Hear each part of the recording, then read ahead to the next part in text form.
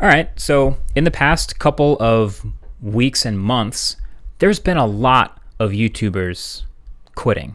A lot of OG creators from people who've been doing it 8, 9, 10, 12, 15 years, legends and people who we all are familiar with who've been around YouTube for a long time, retiring or leaving or cutting back or whatever you want to call it. And yeah, I've noticed, and a lot of you guys have asked me for my thoughts or to chime in. Not that this isn't one of those videos, I'm not doing that, but I do have my own situation. I've been at this a long time, and so I figured I'd throw in my 2 cents. Figured I would chime in. So first of all, this thing that we're doing here, this is a dream job. No question about it. Like, we cannot forget that. I think there's a stat, I've referenced it before, but what you ask children of the 2010s and 2020s what they want to be when they grow up, and the most popular answer is YouTuber. They want to be YouTubers when they grow up. That didn't exist 20 years ago. They all wanted to be other things, firefighters, movie stars. Now, I'm sure a lot of this is they just want to be famous, or this is the new version of, Hollywood famous, and they don't really understand all that comes with this. That's totally normal. But the point is, it's a very sought after job, and that's something we all have to acknowledge. But as Tom Scott put it so eloquently, a dream job is still a job. I can't keep this up. This is my dream job, and I have a lot of fun doing it. I know I'm incredibly lucky, but a dream job is still a job, and it's a job that keeps getting bigger and more complicated, and I am so tired. So I've watched all these YouTubers' videos of talking about what they're doing. They're retiring, and they're not all actually just straight up leaving. If you actually watch their videos, let's be honest, a lot of them are cutting back a little bit or taking a break or changing things up in a way, but it feels like they're sort of retiring the main thing that we know them for. But pretty much all these videos have something in common. So I'm going to use an analogy to I like analogies, I've said this before. I'm going to use one to explain sort of how it feels in my head. So the way I explain, because I get asked all the time, what do you recommend for someone who wants to be a YouTuber? And I liken it to being a professional athlete. Pick a sport. Pick whatever sport you want. Basketball, for example. There's one thing to actually do the sport just for fun, to go to the park to play basketball for free, to go to the gym with your friends to play basketball. You can do that as much as you want, but there is a certain level of hard work, dedication, strategy, and talent, and let's be honest, luck that is involved in being able to turn that hobby, that passion, into a job, to actually become a full-time professional basketball player. That is a very sought-after job, and a very small number of people who actually get to do that. And so if you really want to turn the passion into the job, you have to be willing to put in a ton of hours and to be totally happy playing a ton of basketball in the park for free, playing a ton of basketball in the gym and working on the skills for free, not getting paid a dime. And that may possibly lead to you being able to turn it into a job. And you have to be able to be very comfortable doing it for free for a long time, even if you don't make a dime. That's the same thing as being a professional athlete. That's totally true about being a professional creator. Now, I still think all of that's true, and I still like using that analogy, but I think there's one thing wrong with that analogy, or I guess one thing missing from that analogy, which is that creative jobs don't scale like regular jobs. It's just not quite the same. So what I mean by that is, take the YouTube video creator career, for example. When you first start, you are just being creative. Like, that's the whole job. You are making stuff, and that's the fun. So you get to have all kinds of crazy creative ideas. You're getting better and better at making the thing.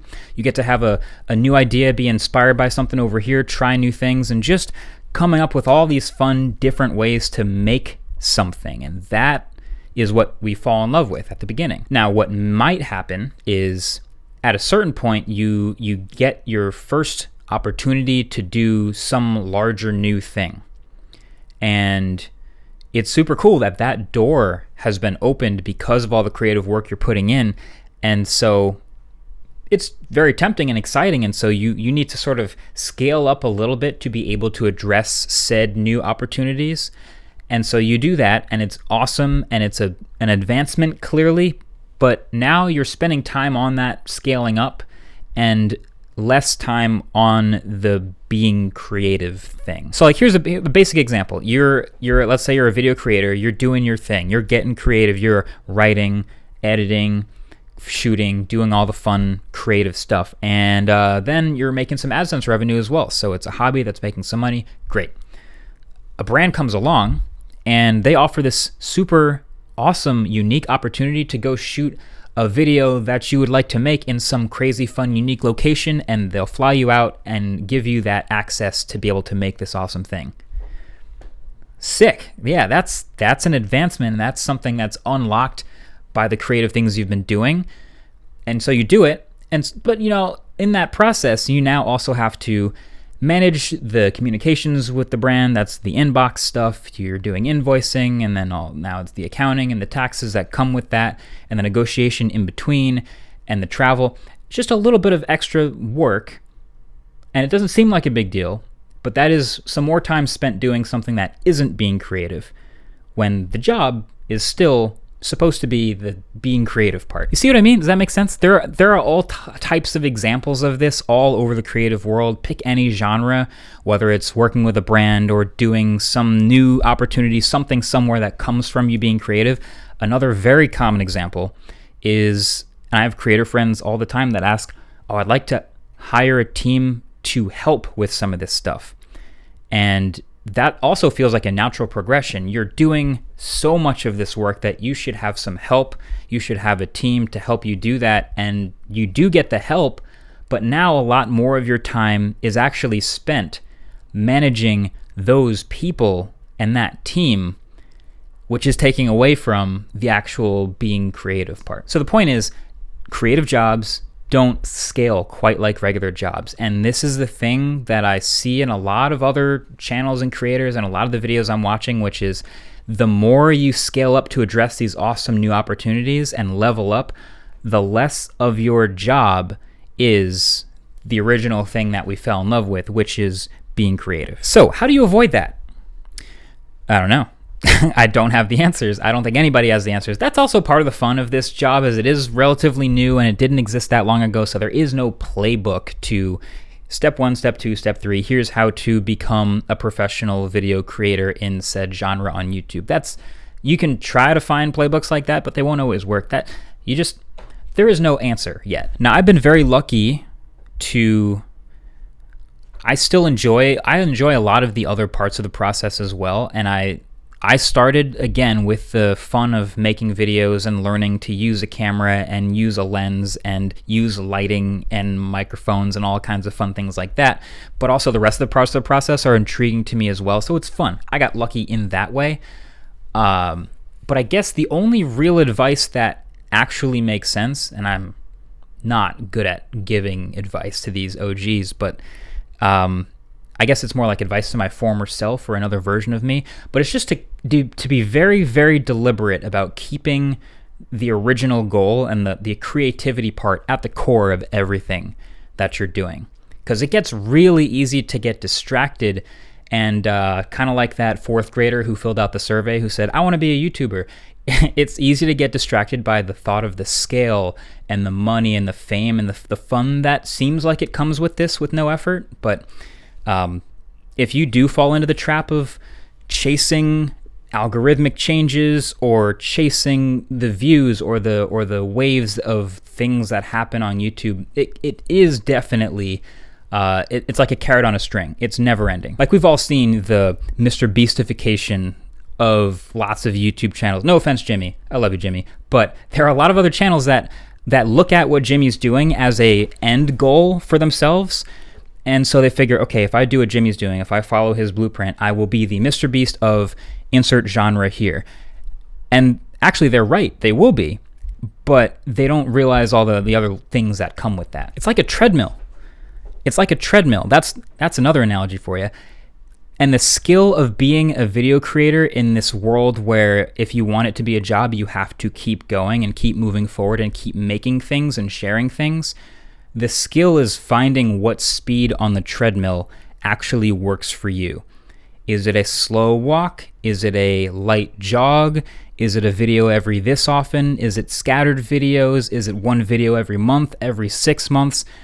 That is a real skill and a challenge to find what actually works that satisfies both the external goals of growing your thing and the internal goals of flexing the creative muscle. Sorry, this is getting philosophical, but have you seen the Daft Punk music video from, I guess, after the last album, but for Infinity Repeating, where the AI character's like walking. It walks slowly, a little bit faster, and the whole time it's a fine pace, but the second it tries to start accelerating, very quickly towards the end of the video, it just like falls apart, and it's too much.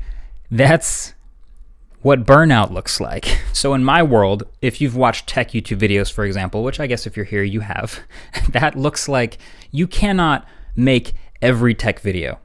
At least I can't. Maybe you can, but I can't review every single phone that comes out. We had the Galaxy S24 stuff come out, and the OnePlus 12 is around the corner, and the Find 7 Ultra is also, I can't review all 3 phones at once. I'm only one person, so I gotta pick one.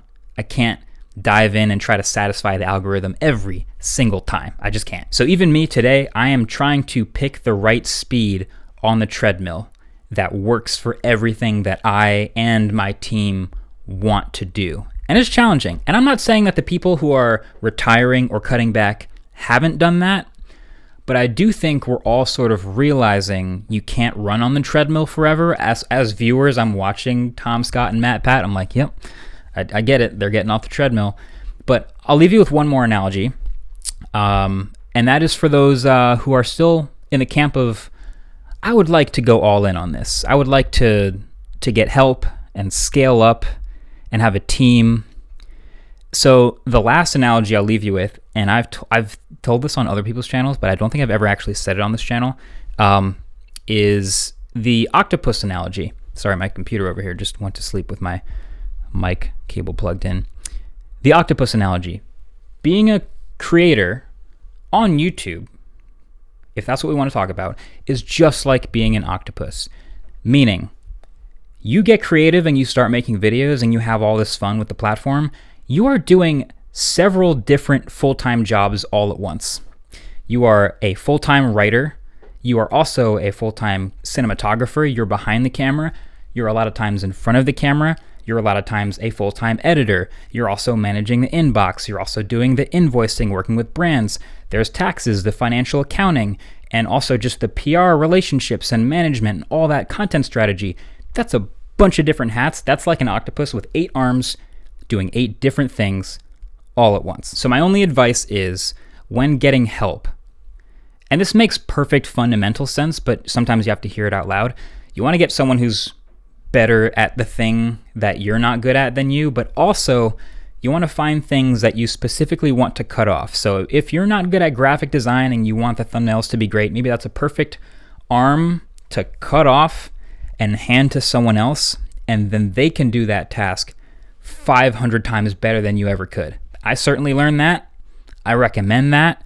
Just cut off the arms of the taxes. Boom. You can hire an accountant. You can work with people who can help you with that. And that's cutting off an arm and handing it to someone who can do much better. But you can't cut off every arm. And this is another weird part of the analogy, but fun fact, a lot of octopuses, anyway, they have 3 hearts. Weird, I know. But they can't cut those out. They have some core functions that always stay with them. And if you are a creator, in some way there is a part of the game, there is something that you fell in love with at the beginning, it's really worth figuring out what that is and just keeping that. And it's going to be different for every creator. Maybe for you, it's the cinematography or the editing or the writing or the content strategy, whatever it is. There's going to be parts of it, and there may be several parts that you got to keep. You don't cut that off. And that's my octopus analogy for learning to be a creator. Since there is no playbook, I'm just putting this out there. Learn what those 3 hearts are as early and deliberately as you can, and hopefully you can run on the treadmill with other people who control the other legs. This is a Crazy analogy now, but I think you get the idea. Long story short, I don't think we've seen the end of big YouTubers who've been doing it for a long time retiring or cutting back or whatever. I just think we're seeing them finding their hearts. I think they're, Matt Pat's still doing behind the scenes stuff on his channel. Tom Scott still doing his podcast. Watch the other videos and you'll see them sort of delineating between the outside and the inside internal motivation. And that's why I think it's important. So that's my 2 cents, and I just wanted to get out there for this video. That's all I wrote down. That's all I want to say. If you ever get to live the dream, be very deliberate about it. This is a weird video. Okay, we'll see if I put this up. Thanks for watching. Catch you guys in the next one. Peace.